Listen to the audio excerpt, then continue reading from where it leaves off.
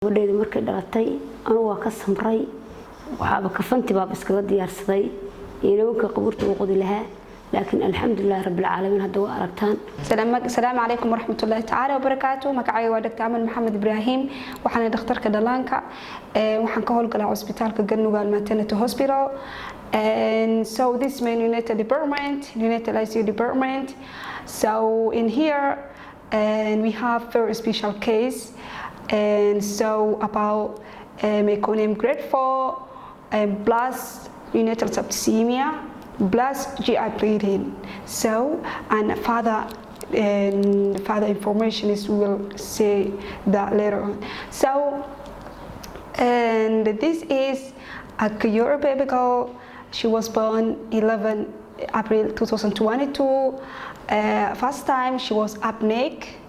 Yes, her APGAR score was 4/10. So after we give her that resuscitation management, she still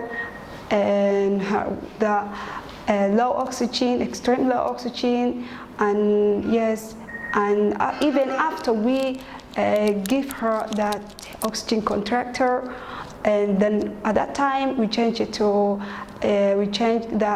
into pure oxygen, and we give her that pure oxygen to increase that partial pressure of oxygen. And so waxay dhamaysatay ilmahan waxa ku dhamaaday ilaa iyo 4 tank of pure oxygen during the 6 days meelahas, and because of first of all she was for neonatal septicemic.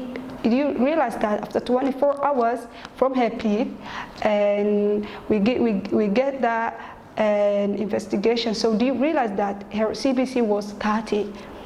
I mean 30. The soddon buu ahaa WBC geeda.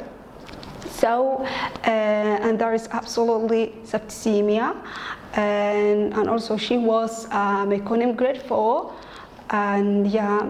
So and after the first 3 days, there was no crying, no cry, no movement. Even there, and all neonatal reflex was absent.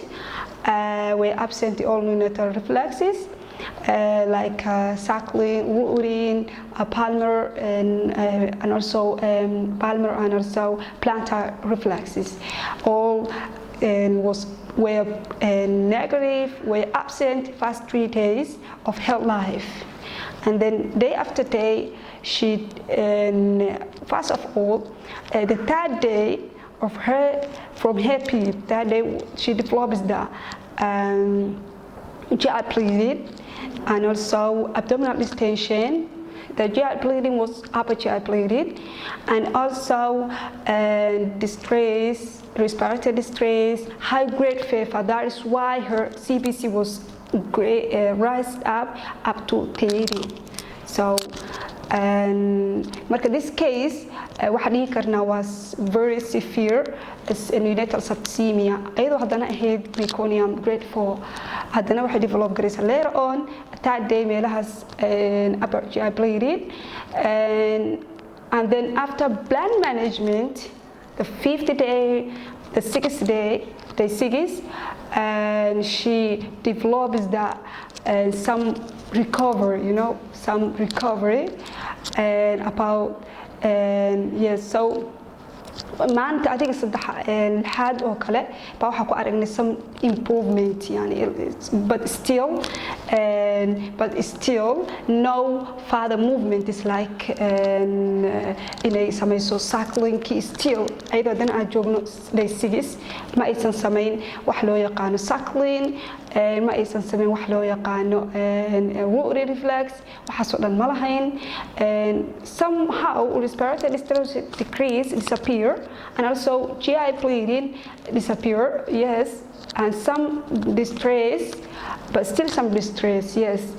70 day, the day 7, and she appeared that she made that some movement, like she start crying, yes, sneezing, first of all sneezing, then crying, and so and at the day 7, day 8, waxaa ku aragnay inay some improvement leedahay, like inay cry garaynayso, inay leedahay sneezing, which is a good sign of recovery in this case. And even waxay lahayd previously seizure, يعني convulsion associated with high grade fever. Yes.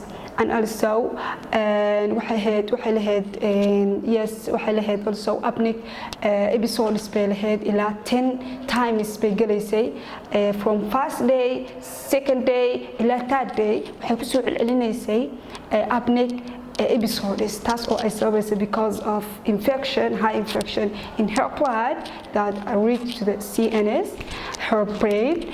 Yes. And also waxay muujinaysa some involuntary movement is, or involuntary movement of eyes been muujinaysa even involuntary movement is bay lahayd. And so and also this case the day nine she start that crying well, sneezing well, and also appeared some improvement according to the previous days. And so this case really was very severe, and even some doctors those visit this case, they said that, oh no, you must already refer this case to a specialist, to another experienced specialist pediatric. But I said no, we can't handle it, and alhamdulillah we did it finally. And now waxay joogtaa maanta 13, and now she is good, feeling good, and also situationkeeda waa according to the markii loo fiiriyo previous, everything also returned not to normal. Yes. And also day of her discharge maanta waaye, and yeah, and she also continues struggling, and yeah, and really I want inaan u mahadceliyo my neonatal team, specifically Sabrine and Saadia also, and waxaan mahadcelinayaa agaasimaha hospitaalkeena Dr. Qabool ayadana dadaal weyn muujisay insha Allah. And I wanted to say her and that thank you for having for making that good for this according to this patient. And yeah, thank you so much. Bismillahirrahmanirrahim. Alhamdulillah rabbil alamin. Wa fiicanahay gabadheedu markay dhalatay anu waa ka samray, waxaaba kafanti baa iskaga diyaarsaday inooka qabuurta uu qodi lahaa, laakiin alxamdulillah rabbil caalamiin hadda waa aragtaan way fiican tahay ma sha Allah. gabadhaas sadeer dhinac taagan ayaa ku dadaashay iyo gabdho kale, khayr Allah siiyo, alxamdulillah waa fiicanahay nafsigeeda kale.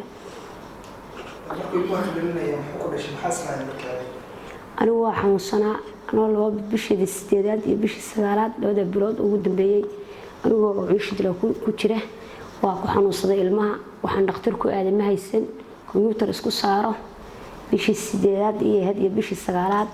marka labada bilood dambe waa xanuunsanaa, sakaraadkii anigoo iska xanuunsan ayuu xanuunku fooshanay qabtay.